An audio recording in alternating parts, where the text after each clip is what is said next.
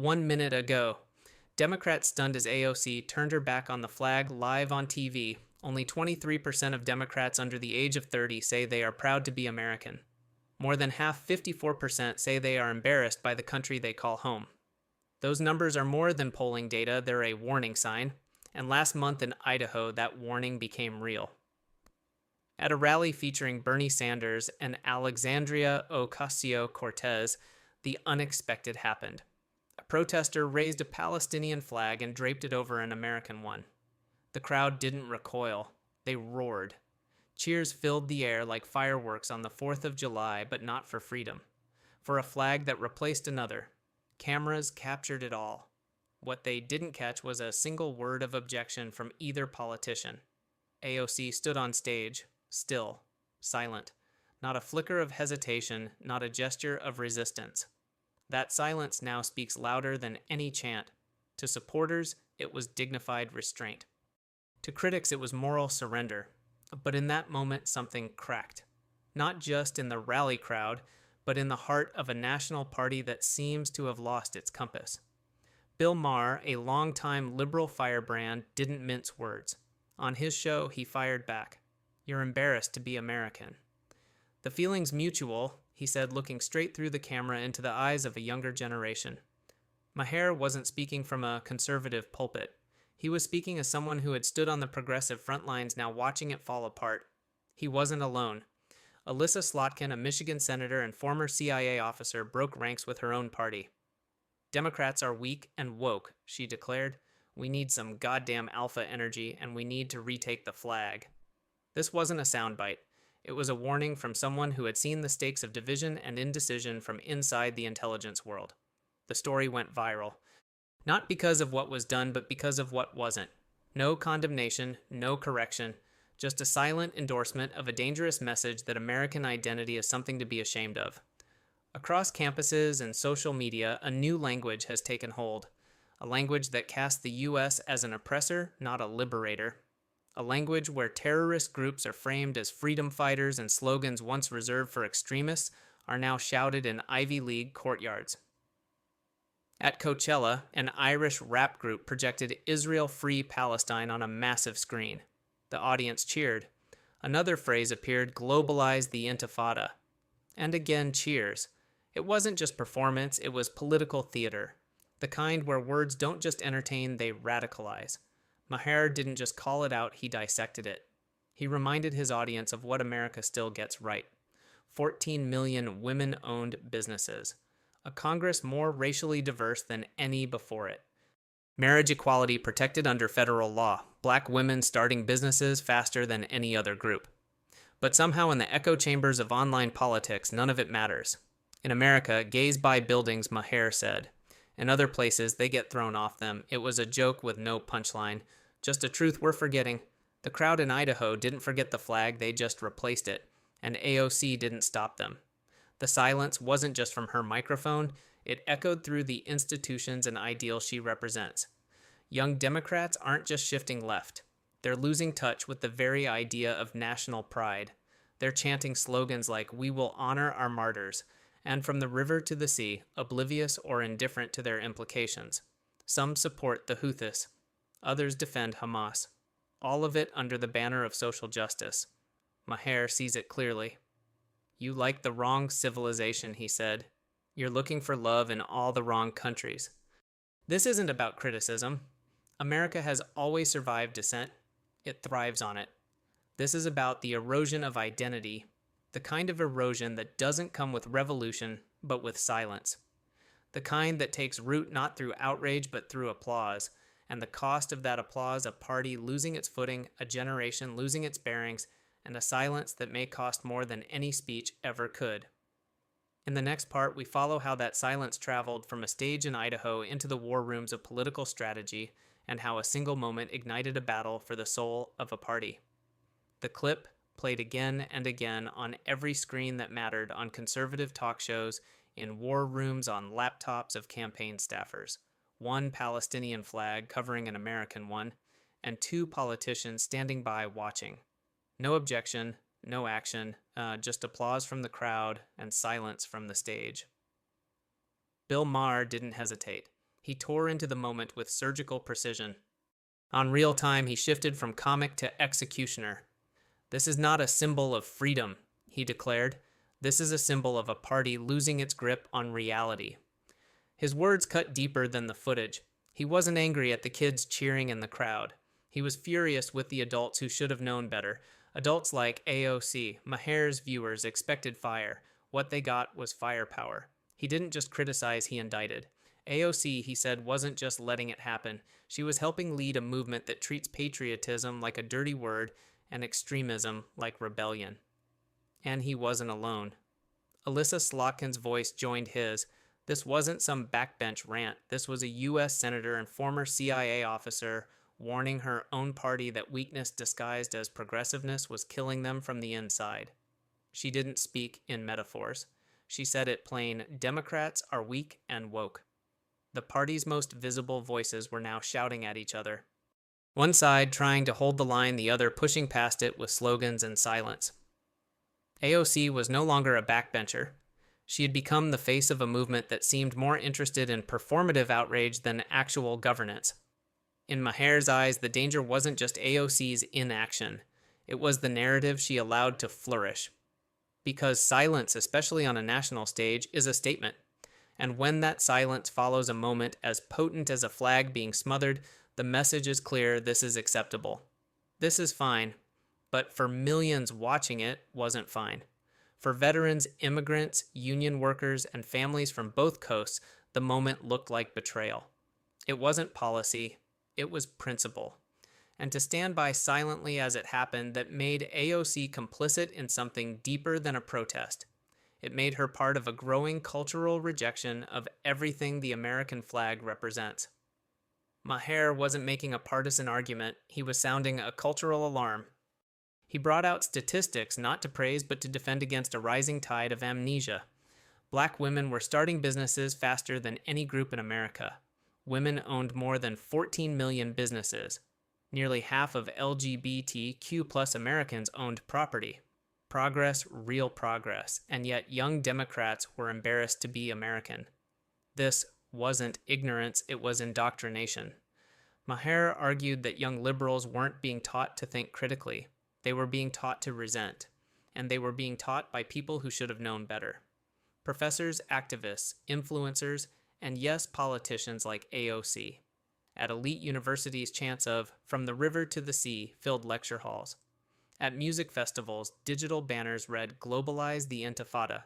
And at a rally in Idaho, a Palestinian flag covered an American one while a sitting congresswoman stood still and watched. The outrage didn't come from conservatives. It came from liberals who finally reached a breaking point. Slotkin Maher and others didn't shift right, they stood still while their party kept sliding left. Now they were watching as the values they once championed were being flipped inside out. AOC never addressed the moment. No tweet, no interview, no attempt to clarify or condemn. That silence grew heavier each day.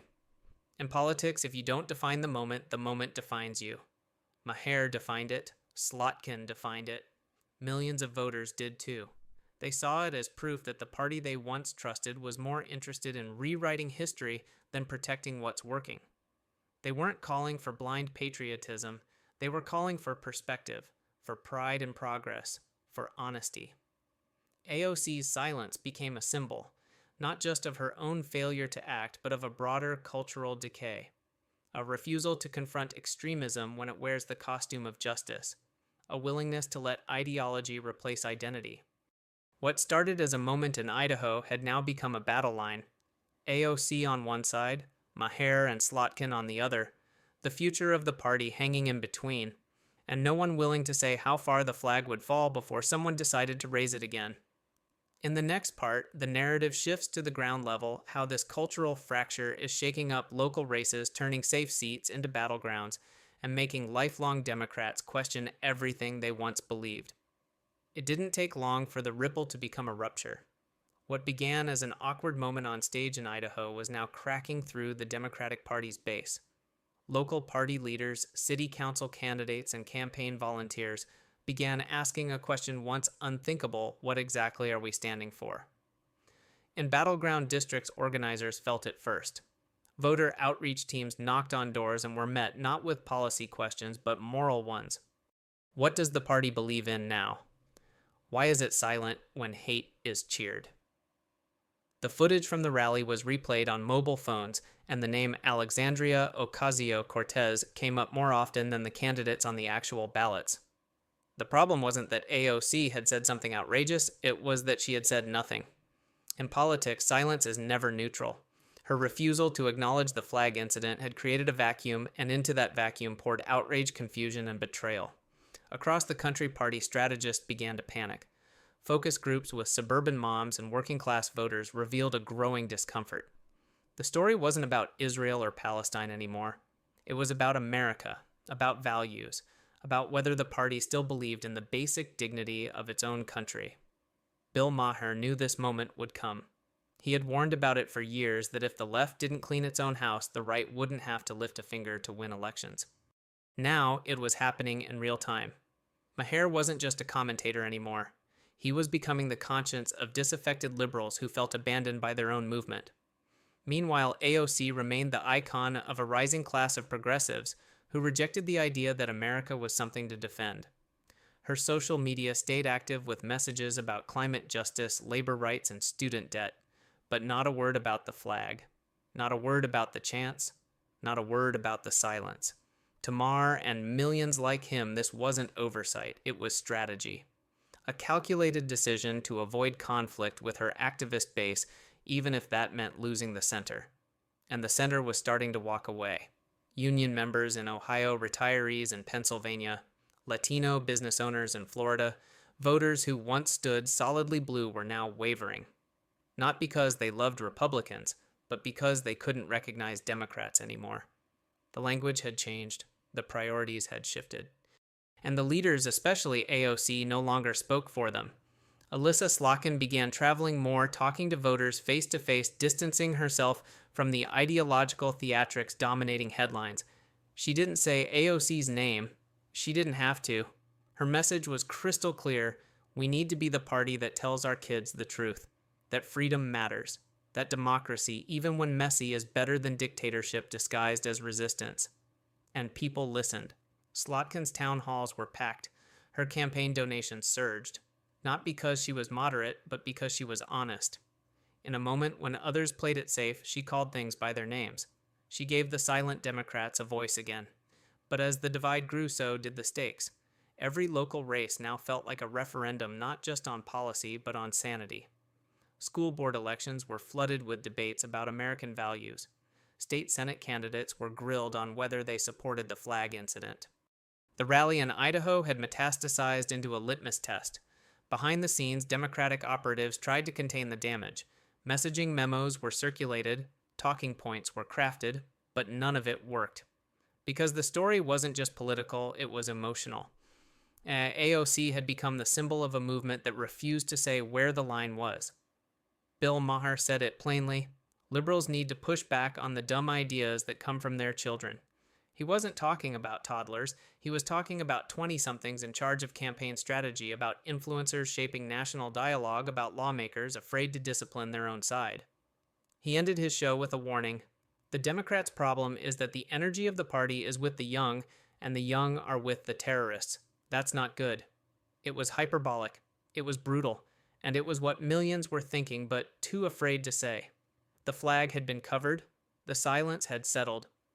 But the reckoning had just begun. And as more voters began to speak, the question was no longer whether AOC had failed to act. It was whether her failure had already changed everything. In the next part, we turn to the media machines fanning the flames, how networks, influencers, and cultural figures amplified the moment into a movement, and what that means for 2026 and beyond. The moment had outgrown its origin. What started on a stage in Idaho was now a war of narratives waged on every screen, broadcast, and timeline. And at the center of it all stood two opposing forces: Alexandria Ocasio-Cortez, the face of unyielding progressivism, and Bill Maher, the unapologetic voice of liberal realism. Media wasn't just reporting the story, it was feeding it.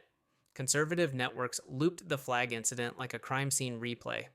Liberal outlets danced around it, offering context but rarely criticism. Online influencers carved it into content.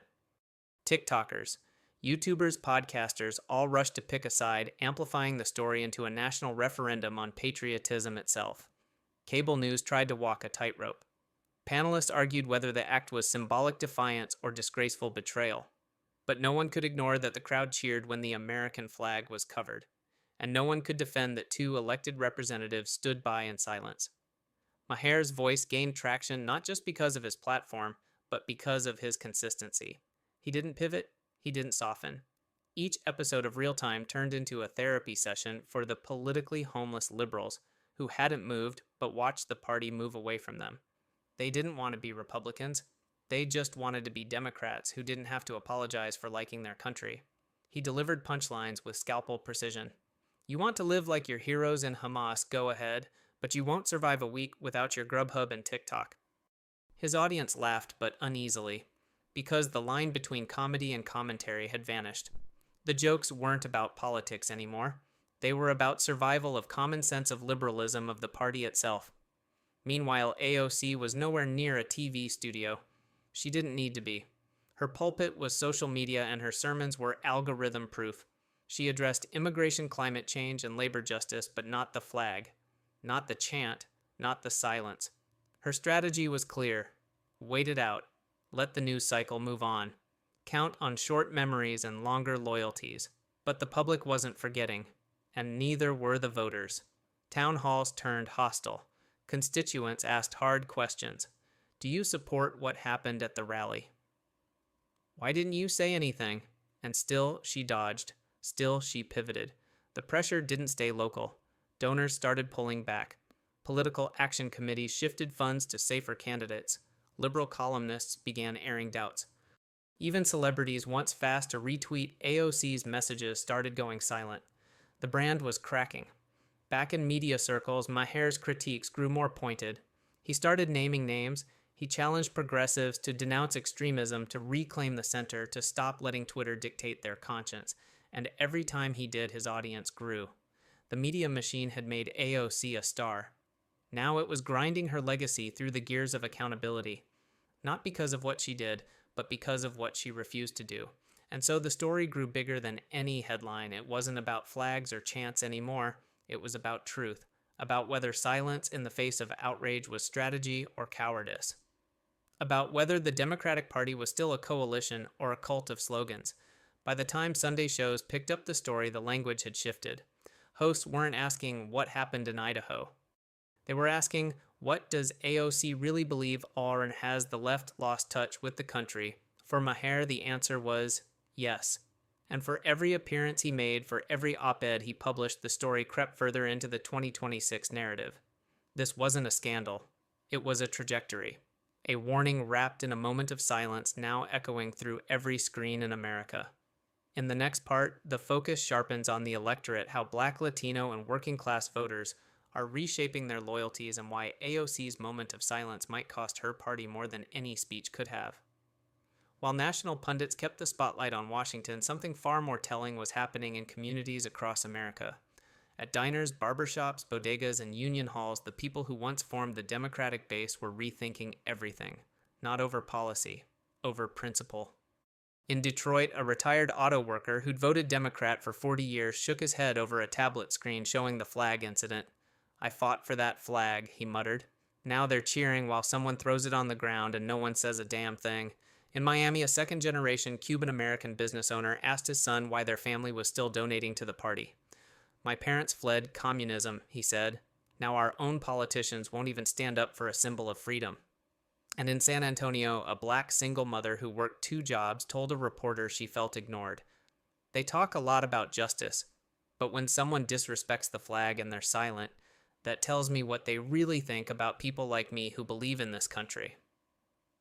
These weren't political operatives or influencers. They were the people who once carried elections for Democrats. Now they were the ones pulling away. Polling began to reflect the unease. Among Black voters, under 40 approval for progressive Democrats dropped 5 points in a month. Among Latino men, support for AOC-style policies dipped into the 30s. In working-class white communities, the party's favorability cratered. Bill Maher wasn't surprised. He saw the split years ago. The Democratic Party, he argued, had become too comfortable preaching to Twitter and forgetting the kitchen table. This is the only country where you can order a milkshake with your phone and have it delivered by a guy who doesn't speak your language, and people still call it fascism. His message wasn't anti-immigrant, it was anti-hypocrisy. And voters, especially those outside elite coastal bubbles, were listening. They didn't need perfect patriotism. They needed to feel like someone still gave a damn about the flag their parents saluted. AOC tried to reset the narrative. She posted a video from a Bronx community garden talking about climate equity. She called for debt relief. She backed union organizers, but every comment section reminded her, say something about Idaho, say something about the flag. She didn't, and that silence widened the gap, because when you ignore a wound, it festers. Meanwhile, Republicans seized the opportunity. Their ads didn't mention policy. They played the footage, over and over. The crowd cheering, the flag falling, AOC watching. Then a narrator's voice, "Is this who we are now?" Even centrists who once dismissed such tactics felt the sting, because the ad didn't lie. It didn't need to. The truth was damning enough. Alyssa Slotkin doubled down on her message. She didn't run away from the party. She tried to remind it of its roots. We were the party of workers, of veterans, of families. That's who we still need to be. But even she couldn't ignore the tremors. Her staff reported higher than usual undecideds in district polling. The ground was shifting. On college campuses, some students began questioning what they were being taught. Flyers praising resistance movements started disappearing overnight. Professors noticed pushback in classrooms. The chant, "From the river to the sea," was no longer immune to criticism. Something was changing, quietly, irreversibly. And at the center of it, still silent, was AOC. A congresswoman who once electrified a party now seemed unable or unwilling to say what millions needed to hear, that the flag matters. That silence isn't virtue. That leadership means showing up even when it's hard. In the next part, we move toward the horizon into the world of strategy and survival, where political machines scramble to course correct before 2026, and the question becomes not just who will speak, but who will still be listening. In the polished offices of political consultants and the back rooms of Capitol Hill, the alarms had gone from subtle buzzes to full-blown sirens. The silence that started in Idaho wasn't just a media cycle anymore. It had become a foundational crack in the party's structure. And the people whose jobs depended on winning elections knew it. Campaign advisors scrambled to adjust talking points. Data analysts dug through voter trend lines, hoping the damage wasn't permanent. Think tank memos flew like confetti, all echoing the same fear the party had lost the thread. It wasn't about being too far left or too centrist. It was about being too silent when it mattered. Maher, never one to miss a moment, opened his latest show with a grin that barely hid frustration. The Democratic strategy now appears to be, if you can't convince people you're sane, at least be quiet enough that they can't prove you're not. His audience laughed, then sighed, because the punchline had become the problem. Alyssa Slotkin launched a campaign series called What We Stand For. Town halls, not Twitter threads, no consultants writing the answers. Just her, a microphone, and voters with questions. And they came. In firehouses and VFW halls, on college campuses, and in church basements, Americans showed up not to argue, but to hear someone say it plain. You don't have to agree with every flag, every war, or every policy, she told a crowd in Pennsylvania. But when our own flag is thrown down and our leaders say nothing that's not protest, that's abdication. The applause was slow at first, then it built. Because people weren't just hungry for truth, they were starving for clarity. Meanwhile, AOC's team rolled out a new digital campaign focused on the future climate justice, racial equity, economic transformation. But the comments never stopped. Do you believe in the flag or not? Are you ashamed of this country? Her refusal to answer had become an answer. By the time spring rolled into summer, the 2026 election season was already defined. Not by inflation or immigration, but by identity. Not who you voted for, but who you were willing to stand up for. And in that framing, AOC had boxed herself into silence. Republicans knew it. Their messaging was sharp, disciplined, relentless. They didn't need to invent scandals. They had Idaho, they had footage, they had facts. And they had Democrats' hesitation. AOC remained a fundraising powerhouse. But even that began to fray. Corporate donors hedged their bets, grassroots supporters quietly unsubscribed, and among her colleagues, once loyal allies now scheduled fewer joint appearances. Her brand, once a rocket, had plateaued. Inside strategy rooms, the phrase Idaho moment became shorthand for a new kind of political liability, the self-inflicted wound of performative silence. Democratic leadership debated how to move forward. Some wanted to ignore it entirely. Others pushed for a reassertion of core values, public reaffirmations of patriotism, tours with veteran speeches on American pluralism. But none of it landed with the same force that silence had, because silence doesn't need PR. It resonates. Bill Maher's commentary turned more dire. "It's not enough to win elections if you lose your country in the process," he said one Friday night. "If liberals don't stop cosplaying revolutionaries and start acting like stewards of freedom, someone else will." And someone else was. Black voters in Georgia, Latino entrepreneurs in Nevada, union families in Wisconsin. They weren't flipping red out of spite. They were walking away out of confusion, frustration, and the simple, unshakable belief that their flag shouldn't be treated like a relic. Maher Slotkin and even a few quietly dissenting Democrats had tried to sound the alarm. But it was no longer about who was shouting loudest. It was about who still had the credibility to be heard. And AOC, she had spoken volumes, not with words, but with silence. And in politics, especially in moments of crisis, silence doesn't protect you. It defines you. As 2026 loomed, the story wasn't over. But its lesson was clear. In a country aching for authenticity, clarity, and courage, those who choose silence may find themselves not just out of step, but out of time.